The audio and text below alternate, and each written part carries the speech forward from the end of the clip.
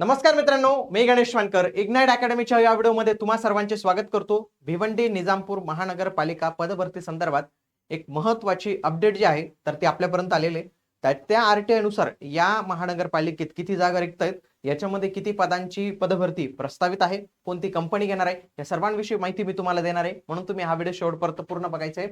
आणि मित्रांनो, एक महत्त्वपूर्ण सूचना तुमच्यासाठी की सध्या याची कोणतीही अधिकृत जाहिरात जी आहे तर ती आलेली नाही। काय होतं, बऱ्याच वेळा आपण व्हिडिओ बनवतो आणि आपल्याला फॉलो करणारे जे लोक आहेत लगेच इंस्टाग्रामला आणि युट्यूबला टाकून देतात की जाहिरात येणार आहे, जाहिरात येणार आहे, आणि महानगरपालिकेला असंख्य कॉल जातात। महानगरपालिकेवाल्यांना वाटतं की अरे हे तर काहीच नाही आहे। म्हणून तुमच्यासाठी मित्रांनो, सध्या याची कोणतीही जाहिरात आलेली नाही। म्हणून जर कोणी म्हणत असेल की फॉर्म भरणं सुरू झालेलं आहे, परीक्षा शुल्क द्या, तर हे अत्यंत चुकीचं आहे। म्हणून तुमच्यासाठी महत्त्वाची सूचना आहे की कोणतीही जाहिरात प्रसिद्ध झालेली नाही। अधिकृत जाहिरात त्यांच्या संकेतस्थळावर तसेच इग्नाइट अकॅडमीच्या प्लॅटफॉर्मवर जेव्हा अधिकृत जाहिरात येईल तुम्हाला माहिती मिळणार आहे। या व्हिडिओचा उद्देश केवळ महानगरपालिकेतील सध्या रिक्त जागा किती आहेत किंवा तुम्हाला त्या पद्धतीने अभ्यास करण्यासाठी कोणता पॅटर्न असू शकतो, तर त्याच्यासाठीच हाच व्हिडिओ जो आहे तर तो बनवण्यात आलेला आहे। मित्रांनो बघा, हा आरटीआय आहे, या अंतर्गत जे आहे तर त्याच्यातली रिक्त पदांची माहिती जी आहे तर ती मागवण्यात आलेली होती। त्याच्यामध्ये तीन प्रश्न होते की भिवंडी मनपामध्ये गट क मधील मंजूर आणि रिक्त पदांची सविस्तर माहिती काय आहे, दुसरं पदभरतीसाठी शासनाने कोणत्या कंपनी सोबत करार केलेला आहे, आणि भरती प्रक्रिया आणि जाहिरात येण्यास विलंब का होत आहे, हे तीन महत्त्वाची प्रश्न या आरटीआय मध्ये जे आहे तर ते विचारण्यात आले होते। ही सर्व उत्तर पाहणार आहोत मित्रांनो। तत्पूर्वी सर्व मनपांसाठी आपण सर्वसमावेशक सरस या भरती बॅच लॉन्च केलेले। इग्नाइट अकॅडमीचे ऍप्लिकेशन डाउनलोड करून तुम्ही या बॅचला एनरोल करू शकतात। आगामी काळात ज्या काही टीसीएस आयपीपीएस अंतर्गत ज्या काही जाहिरात येतील त्यासाठी ही एक परिपूर्ण आणि सर्वसमावेशक बॅच असणार आहे। बघा, आता एक एक करून बघा। पहिले जे होतं की मंजूर आणि रिक्त, त्याची पुढे माहिती त्यांनी दिलेली ते मी तुम्हाला सांगतो। आता भिवंडी मनपामध्ये रिक्त पद भरण्यासाठी कोणत्या कंपनी सोबत काही करार आहे का, तर त्यांचं म्हणणं आहे की आमच्याकडे टीसीएस कंपनी सोबत कारवाई प्रस्तावित आहे, म्हणजे चालू आहे। आता जर उद्या टीसीएस नाही म्हटलं तर त्यांना दुसरी कंपनी पाहावीच लागणार आहे।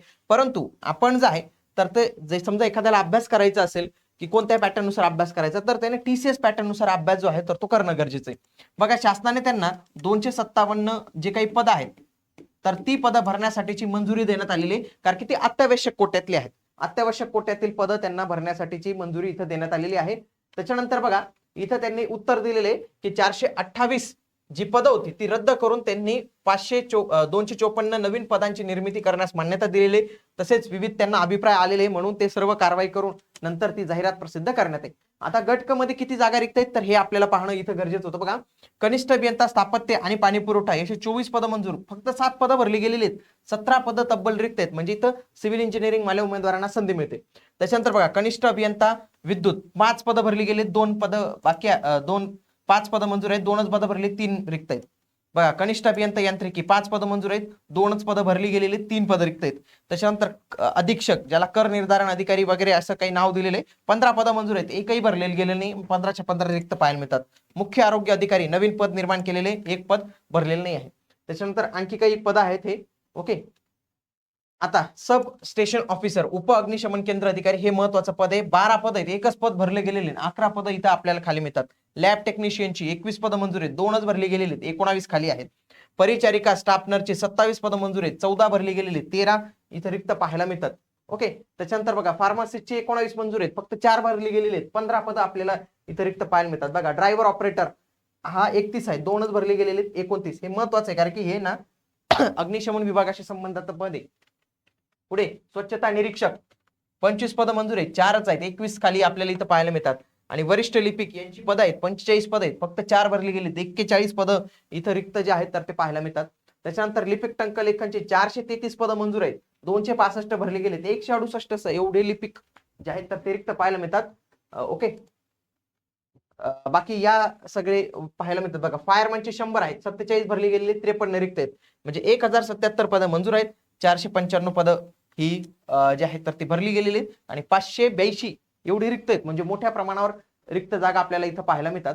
257 पदं जे आहेत तर ती सध्या जर तुम्ही पाहिलं अत्यावश्यक कोट्यातील त्यांना भरण्यास मंजुरी आहे, परंतु अजून त्यांची अधिकृत जाहिरात आलेली नाही।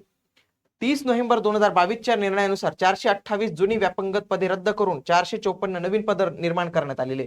महानगरपालिकेचा 2022चा सेवा प्रवेश नियम लागू करण्याची प्रक्रिया त्यांची चालू आहे।